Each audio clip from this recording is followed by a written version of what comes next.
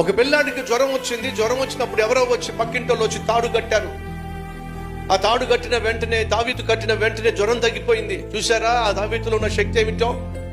నేను చెప్పాను కదా అని. నిజమేనమ్మ, నువ్వు చెప్పినట్టుగా ఆ తావీతు కట్టావు, జ్వరం తగ్గిపోయింది అని చెప్పేసి వాళ్ళు ఎంతో సంబరపడిపోయారు.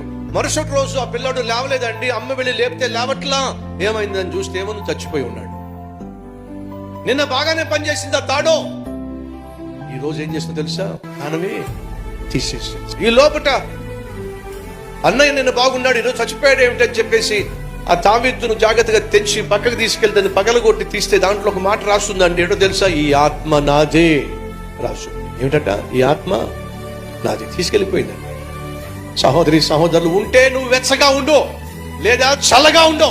అంతేగా నువ్వు వెచ్చగా ఉండడానికి వీల్లేదు. ఉంటే క్రైస్తవుడిగా ఉండు, క్రైస్తవ మూలాలకు ఆధారమైన వాక్యానుసారంగా జీవించో.